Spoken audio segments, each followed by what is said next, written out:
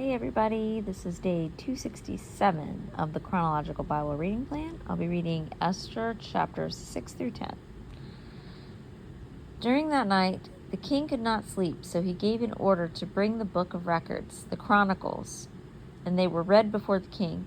And it was found written what Mordecai had reported concerning Bigthana and Teresh, two of the king's eunuchs, who were doorkeepers, that they had sought to lay hands on King Ahasuerus. And the king said, "What honor or dignity has been bestowed on Mordecai for this?" Then the king's servants who attended him said, "Nothing has been done for him." So the king said, "Who is in the court?" Now Haman had just entered the outer court of the king's palace in order to speak to the king about hanging Mordecai on the gallows which he had prepared for him. And the king's servants said to him, "Behold, Haman is standing in the court." And the king said, "Let him come in." So Haman came in, and the king said to him, "What is to be done for the man whom the king desires to honor?" And Haman said to himself, "Whom would the king desire to honor more than me?"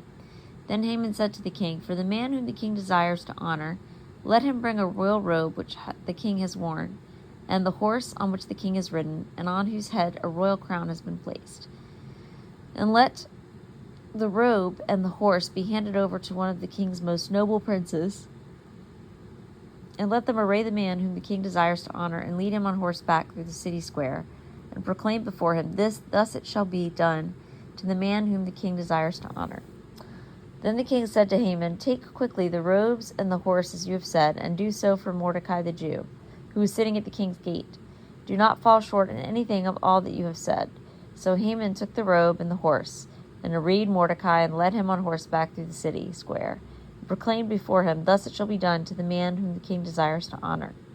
Then Mordecai returned to the king's gate, but Haman hurried home mourning with his head covered. And Haman recounted to Zeresh, his wife, and all his friends everything that had happened to him. Then his wise men and Zeresh, his wife, said to him, "If Mordecai, before whom you have begun to fall, is of Jewish origin, you will not overcome him, but will surely fall before him." While they were still talking with him, the king's eunuchs arrived and hastily brought Haman to the banquet which Esther had prepared. Now the king and Haman came to drink wine with Esther the queen.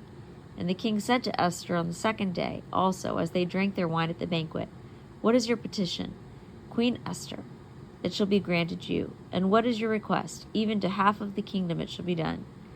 Then Queen Esther answered and said, "If I have found favor in your sight, O king, and if it please the king, let my life be given me as my petition, and my people as my request. For we have been sold, I and my people, to be destroyed, to be killed, and to be annihilated. Now if we had only been sold as slaves, men and women, I would have remained silent, for the trouble would not commensurate with the annoyance to the king." Then King Ahasuerus asked Queen Esther, "Who is he, and where is he, who would presume to do thus?" And Esther said, "A foe and an enemy is this wicked Haman." Then Haman became terrified before the king and queen. And the king arose in his anger from drinking wine, and went into the palace garden. But Haman stayed to beg for his life from Queen Esther, for he saw that harm had been determined against him by the king. Now when the king returned from the palace garden into the place where they were drinking wine, Haman was falling on the couch where Esther was.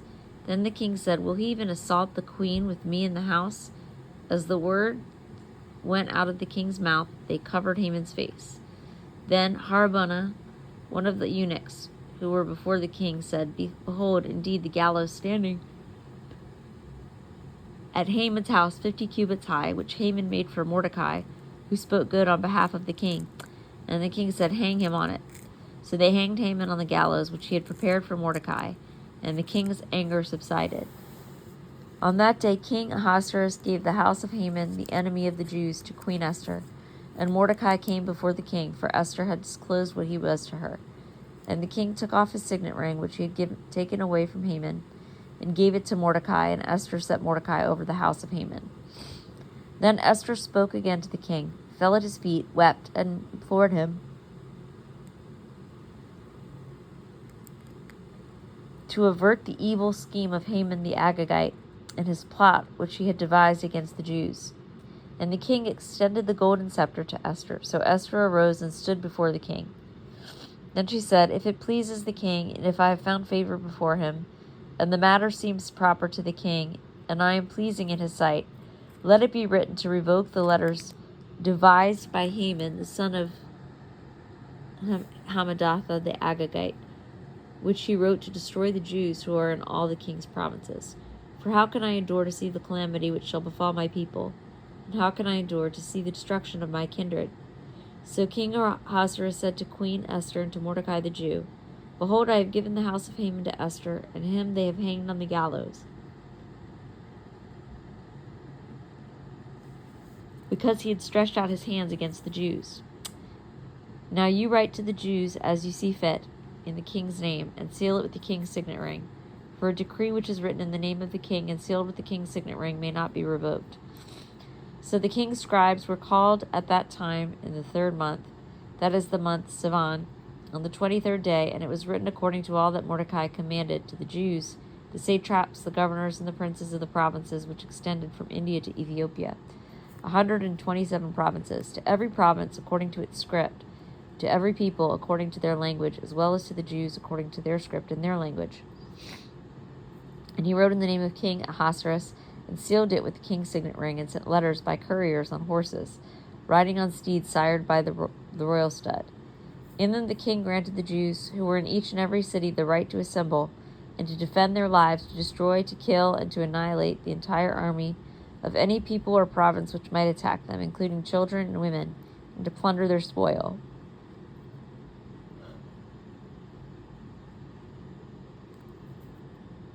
On one day in all the provinces of King Ahasuerus, the 13th day of the 12th month, that is, the month Adar, a copy of the edict to be issued as law in each and every province was published to all the peoples, so that the Jews should be ready for this day to avenge themselves on their enemies.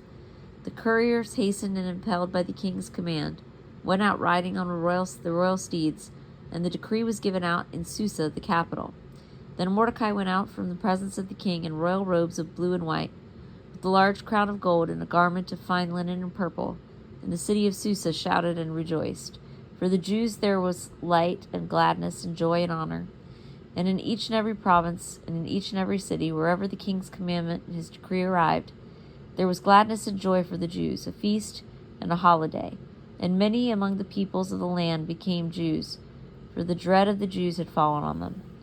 Now in the 12th month, that is the month Adar, on the 13th day, when the king's command and edict were about to be executed, on the day when the enemies of the Jews hoped to gain the mastery over them, it was turned to the contrary, so that the Jews themselves gained the mastery over those who hated them. The Jews assembled in their cities throughout all the provinces of King Ahasuerus to lay hands on those who sought their harm, and no one could stand before them. For the dread of them had fallen on all the peoples, even all the princes of the provinces, the satraps, the governors, and those who were doing the king's business, assisted the Jews, because the dread of Mordecai had fallen on them. Indeed, Mordecai was great in the king's house, and his fame spread throughout all the provinces, for the man Mordecai became greater and greater. Thus the Jews struck all their enemies with the sword, killing and destroying, and they did what they pleased to those who hated them. And in Susa, the capital, the Jews killed and destroyed 500 men. And Parshandatha, Dalphon, Aspatha, Paratha, Adalia, Aridatha, Parmashta, Arisai, Aridai, and Vasatha, the 10 sons of Haman, son of Hammedatha, the Jews' enemy, but they did not lay their hands on the plunder. On that day the number of those who were killed in Susa, the capital, was reported to the king. And the king said to Queen Esther, "The Jews have killed and destroyed 500 men and the 10 sons of Haman in Susa, the capital. What then have they done in the rest of the king's provinces? Now what is your petition? It shall even be granted you. And what is your further request? It shall also be done." Then said Esther, "If it pleases the king, let tomorrow also be granted to the Jews who are in Susa to do according to the edict of today, and let Haman's 10 sons be hanged on the gallows. So the king commanded that it should be done so, and an edict was issued in Susa, and Haman's 10 sons were hanged. And the Jews who were in Susa assembled also on the 14th day of the month Adar, and killed 300 men in Susa, but they did not lay their hands on the plunder. Now the rest of the Jews who were in the king's provinces assembled to defend their lives, and rid themselves of their enemies, and kill 75,000 of those who hated them. But they did not lay their hands on the plunder. This was done on the 13th day of the month Adar, and on the 14th day they rested and made it a day of feasting and rejoicing. But the Jews who were in Susa assembled on the 13th and the 14th of the same month, and they rested on the 15th day and made it a day of feasting and rejoicing. Therefore the Jews of the rural areas who lived in the rural towns make the 14th day of the month Adar a holiday for rejoicing and feasting, and sending portions of food to one another. Then Mordecai recorded these events, and he sent letters to all the Jews who were in all the provinces of King Ahasuerus, both near and far, obliging them to celebrate the 14th day of the month Adar, and the 15th day of the same month annually, because on those days the Jews rid themselves of their enemies, and it was a month which was turned for them from sorrow into gladness, and from mourning into a holiday, that they should make them days of feasting and rejoicing, and sending portions of food to one another and gifts to the poor. Thus the Jews undertook what they had started to do, and what Mordecai had written to them. For Haman the son of Hammedatha the Agagite, the adversary of all the Jews, had schemed against the Jews to destroy them, and had cast Pur, that is the lot, to disturb them and destroy them. But when it came to the king's attention, he commanded by letter that his wicked scheme which he had devised against the Jews should return on his own head, and that he and his sons should be hanged on the gallows. Therefore they called these days Purim, after the name of Pur. And because of the instructions in this letter, both what they had seen in this regard and what had happened to them, the Jews established and made a custom for themselves, and for their descendants, and for all those who allied themselves with them, so that they should not fail to celebrate these 2 days according to their regulation, and according to their appointed time annually.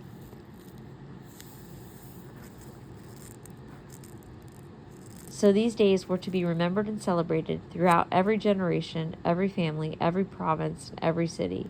And these days of Purim were not to fail from among the Jews, or their memory fade from their descendants.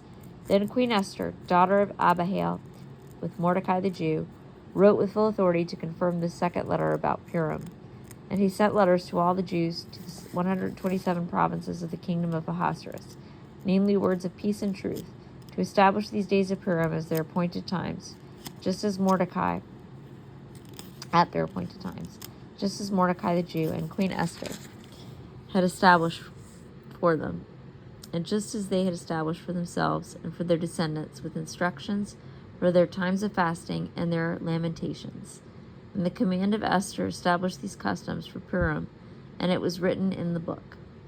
Now King Ahasuerus laid a tribute on the land and on the coastlands of the sea, and all the accomplishments of his authority and strength, and the full account of the greatness of Mordecai to which the king advanced him, are they not written in the books of the Chronicles of the kings of Media and Persia? For Mordecai the Jew was second only to King Ahasuerus, and great among the Jews, and in favor with the multitude of his kinsmen, one who sought the good of his people, and one who spoke for the welfare of his whole nation.